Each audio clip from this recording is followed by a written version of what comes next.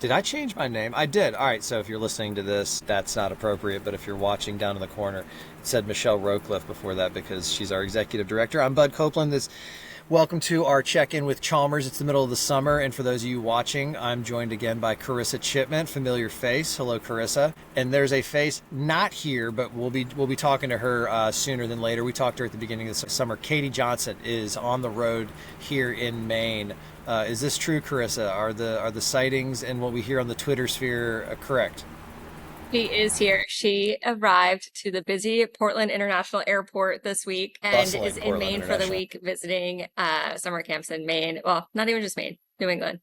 She's going throughout saying hello. So Katie Johnson, if you missed her earlier this summer, she helped us out with something around this new idea. I smile as I bring up the idea of abuse claims. No, but this differentiation around abuse and problematic sexual behavior versus abuse. If you missed it, go find it on YouTube or email me. I'll send you the recording. It was phenomenal because it does open your eye to the kind of nuance that comes into those kind of claims. Not that those issues aren't worth taking a deep look at, but that's why we miss Katie right now. We'll see her later.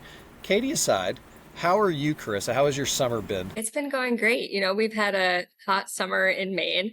I think we'll get to heat shortly and talking about that. But, you know, it's been great. I feel fortunate that, you know, I live in the beautiful state of Maine. So I've gotten to see a little bit of this state, visit some summer camps. I think I spoke to you and at the ACA conference. I'm originally from New Jersey, so my husband and our almost 3-year-old got to go to New Jersey and visit family and go to the Jersey Shore and do all of those things that a Jersey girl loves to do in the summer. But I can't believe it's the end of July and summer is going to be wrapping up soon. Camp's going to be wrapping up soon.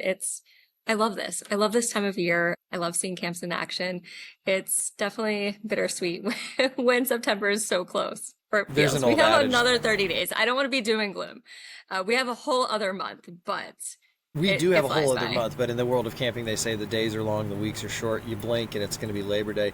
Question for you about the 100%. Jersey Shore: what is the most misunderstood or misrepresented part of the Jersey Shore for the rest of the country? For better or worse, the show Jersey Shore put us on the map, So but funny. that's okay. Just, I love how iconic it is. You know, going to the boardwalk, seeing what feels like the same stores over and over again, but it's just nostalgic. You know, seeing the Ferris wheel, the water slides, all of it.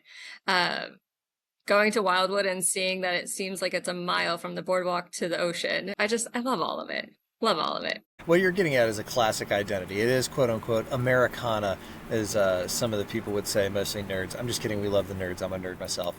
All right, so you personally have had a great summer.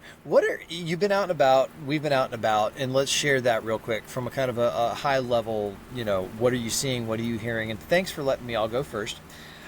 So part of the job for us, and it's actually one of the benefits I think for us, but we also see it as kind of a member benefit, is the staff will go out and we tour camps all summer. You know, we're not visitors ourselves. ACA accreditation, the staff can't be visitors. There's a conflict of interest there, but we do go out and we tour camps all the time, and it's a chance for us to either meet new camps or meet new directors or just be eyes and ears and like listen and see what's going on, be a shoulder to cry on at times. And I got to tell you, there's been less tears and more cheers this summer than recent memory. And I'm not trying to put rose-colored glasses on because, yeah, there are camps out there that are having an issue with their septic tank, or they're having an issue with their irrigation system, or they're having an issue with food service. But I think from what we've been hearing and seeing, there's nothing recurring or overwhelmingly alarming right now, knock on wood. Like you said, there's 30 days left in the summer. Other than we could use some more kids in some of these camps. And I say we over at ACA and ACA New England and everybody in the community need to continue to do a good job of championing the experience and getting more kids to camps and getting more people to work at camps.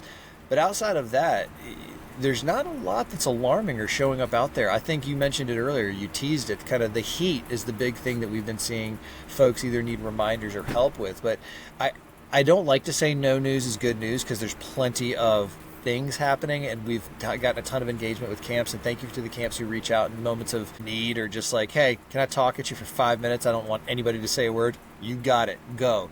But what are you hearing, seeing, feeling? What's the vibe over at Chalmers Camp Insurance from your interactions so far this summer?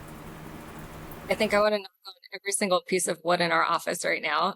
Overall, it seems to be and feel like a quiet, normal summer. You're always going to have, a broken bone, um, the ER urgent care visits, slips, trips, falls, all of that kind of stuff. But it seems normal and it seems quiet, and the campers are happy. That's the most important part.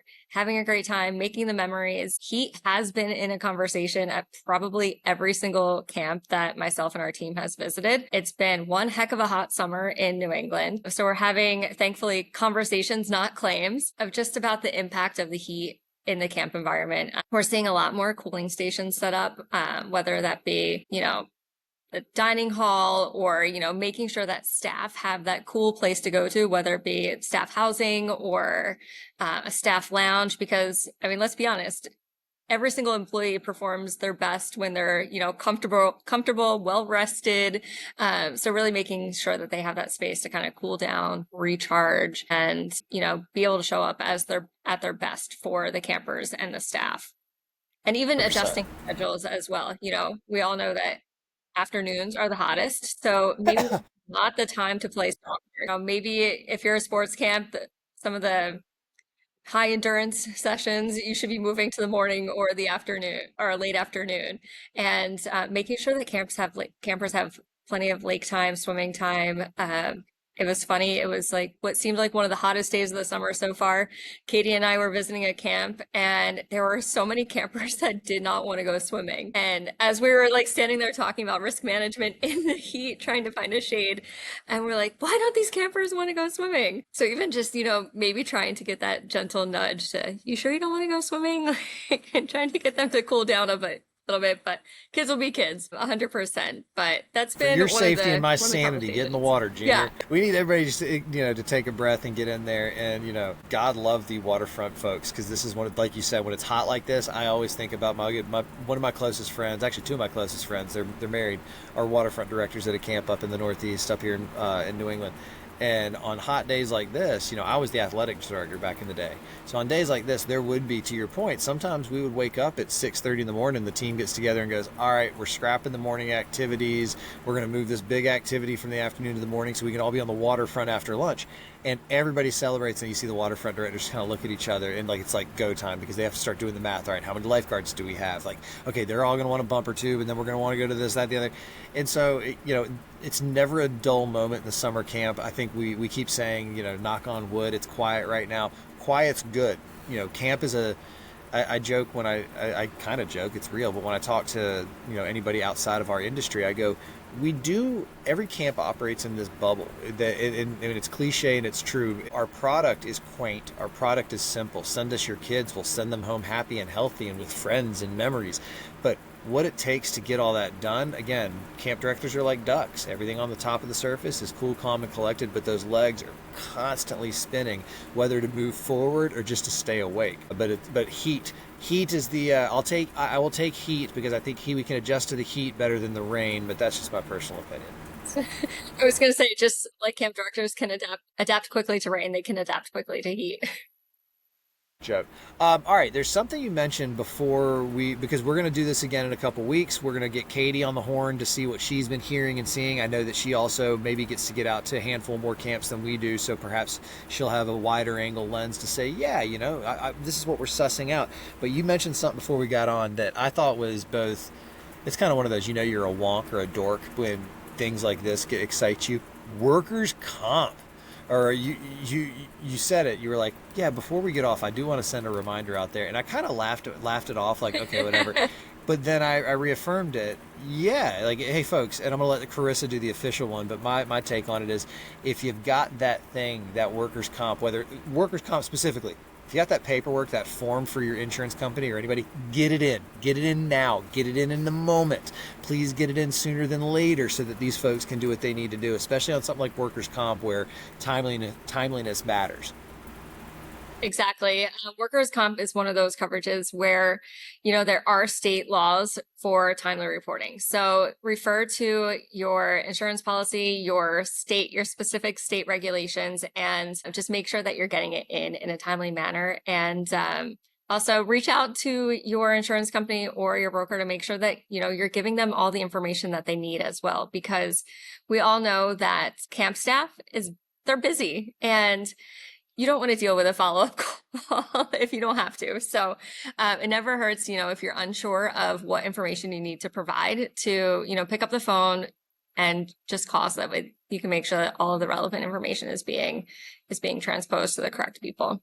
Listen, you But pay your yes, timely is the most important thing when it comes to workers' comp. you Because pay the your states premiums will fine you. you pay your premiums from the moment you need your insurance, so do the paperwork when you need it. I think that's the theme of the day. All right, listen, give Jim, give Katie, give the team our best. We will be back before the end of the summer, but in the meantime, stay hydrated, stay cool, and have fun out there. Thanks, Carissa.